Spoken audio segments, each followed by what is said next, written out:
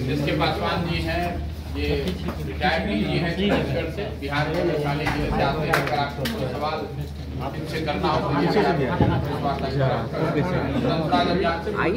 जुड़े हुए हैं, वैशाली जिले के रहने वाले हैं, छत्तीसगढ़ सबके साथ थे IPS बैच IPS। शुरू करें। नमस्कार। जैसा कि आपको पता है 2 मई इस साल 2 मई को पटना में प्रेस वार्ता के जरिए मैंने ये बताया था जन सुराग अभियान की बिहार में शुरुआत। उसी सिलसिले में मैं आज पिछले 2 दिन से मधुबनी आपके जिले में हूँ। जैसा कि आपको पता है कि ये पूरा जो अभियान है ये कोई राजनीतिक दल बनाकर चुनाव लड़ने का अभियान नहीं है। ये एक नई राजनीतिक व्यवस्था बनाने को लेकर जो हम लोगों की सोच है उसके तहत की जा रही है। इसमें बेसिक जो 3 बातें बताई गई हैं कि राजनीतिक दल बनाने से बिहार की स्थिति सुधर नहीं सकती है। पिछले 50-60 सालों में हम लोगों ने देखा है करीब 25 से ज़्यादा मुख्यमंत्री बने, आए और गए, अलग अलग दलों को मौका मिला, अलग अलग गठबंधनों ने सरकार चलाई। सब ने अब जो काम किया या जो करने का दावा करते हैं, अगर उस सब बात को मान भी लिया जाए, जिन्होंने जो दावा किया अगर उस बात को आप मान भी लें, तो भी आज जो सच्चाई है जो आपके हमारे सामने खड़ी है वो बिल्कुल क्लियर है। बिहार देश का सबसे गरीब और पिछड़ा राज्य है। देश में सबसे ज़्यादा अशिक्षित लोग, देश में गरीबी रेखा से नीचे रहने वाले सबसे ज़्यादा लोग, सबसे ज़्यादा पलायन वाले लोग, सबसे ज़्यादा भूखमरी के शिकार लोग इसी राज्य में रहते हैं। ये बिहार का दुर्भाग्य है क्योंकि 50 के दशक में बिहार देश के अग्रणी राज्यों में बिहार की गिनती होती थी। जो देश के पहले 4, 5, 10 राज्य होते थे उसमें बिहार की गणना होती थी।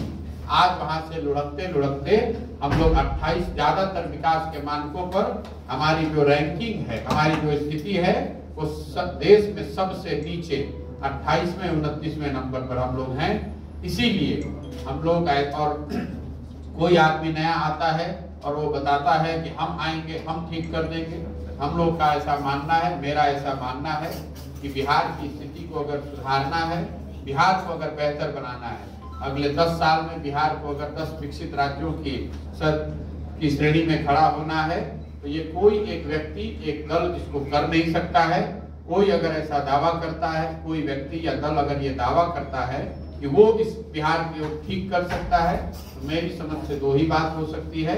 या तो वो आदमी बेवकूफ है, उसको समस्या का अंदाजा नहीं है, या फिर सिरे से वो सबको बेवकूफ बना रहा है। वो जीतने के बाद या सत्ता में आने के बाद वो भी कुछ करने वाला नहीं है। बिहार को सुधारने का एकमात्र रास्ता जो हम लोगों की समझ में है वो ये है कि बिहार के समाज में, लोगों में ये ताकत है, समझ है। जरूरत इस बात की है कि समाज को इस बात के लिए समझाया जाए, समाज में जन जागृति फैलाई जाए, ताकि समाज से ढूंढकर सही लोगों को ढूंढकर निकाला जाए। वो सारे लोग जो यहाँ धरती से जुड़े हुए हैं, जो यहाँ के मुद्दों के बारे में समझदारी रखते हैं, जिनकी ये क्षमता है, जिनमें ये समझ है कि यहाँ की समस्याओं को कैसे सब सुलझाया जा सकता है, सुलझाया जा सकता है, और सबसे बढ़ के जिनके अंदर ये जज्बा है कि इस बिहार को, इस राज्य को बेहतर बनाया जा सकता है, ऐसे लोगों को समाज से चिन्हित करना, उनको एक साथ एक मंच पर लाने के लिए प्रेरित करना, समझाना, बुझाना, उसके बाद ही आगे की कोई रणनीति बनाना। तो ये जो पूरा प्रयास है उसके तहत मैं पूरे बिहार में घूम रहा हूँ।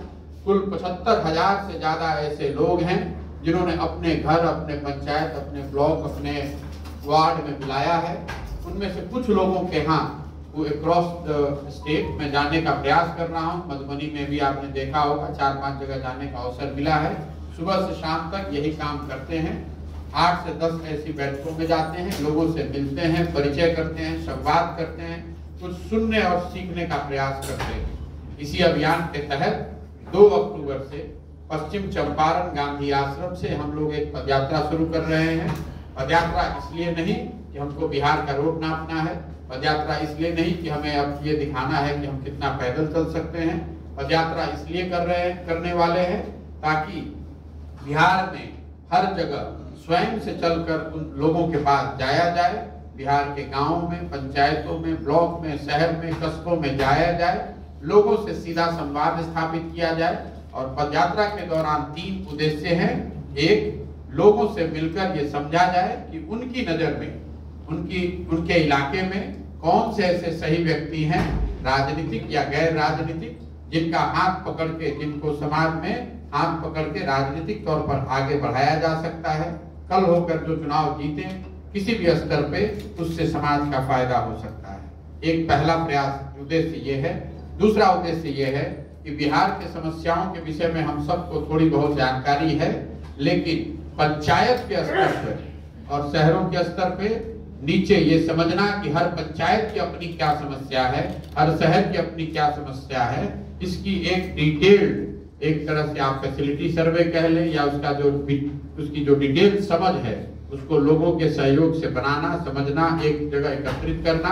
और तीसरा, बिहार के विकास के लिए हर पंचायत, हर प्रखंड, हर शहर में लोगों की समझ से जो भी वो सुझाव देना चाहते हैं कि बिहार के विकास के लिए क्या कुछ किया जा सकता है, चाहे वो शिक्षा का क्षेत्र है, स्वास्थ्य का क्षेत्र है, रोजगार है, आर्थिक विकास है, खेलकूद है, कृषि है, इन सारे विषयों पर लोगों के जो सुझाव हैं, पदयात्रा के दौरान लाखों ऐसे लोग मिलेंगे, उनसे उनके सुझाव को इकट्ठा करेंगे।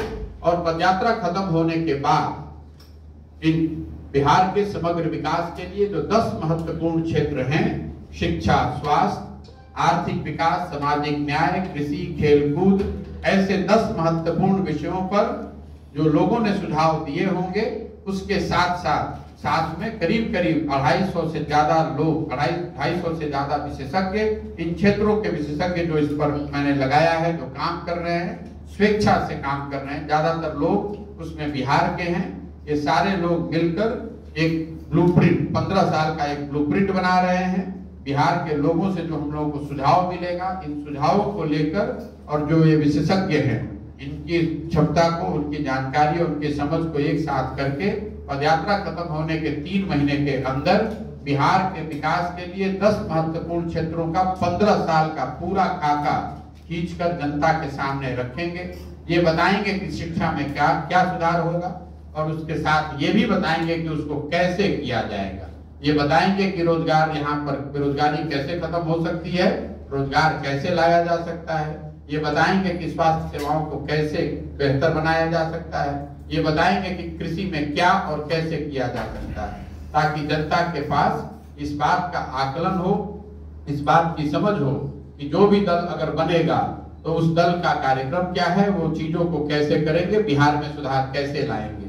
जहां तक दल बनाने की बात है, तो इस पदयात्रा के बाद हम लोगों का अपना अनुमान है कि समाज से 50,000 से ज्यादा ऐसे लोग, मैं संख्या के आधार पर कोई एक नंबर नहीं दे सकता हूं, संभव है 50,000, संभव है 70,000, संभव है 30,000, लेकिन एक बड़ी संख्या में जो लोग चुनकर, चिन्हित करके समाज से निकाले जाएंगे, वो सब बैठकर ये तय करेंगे कि दल बनाना है या नहीं।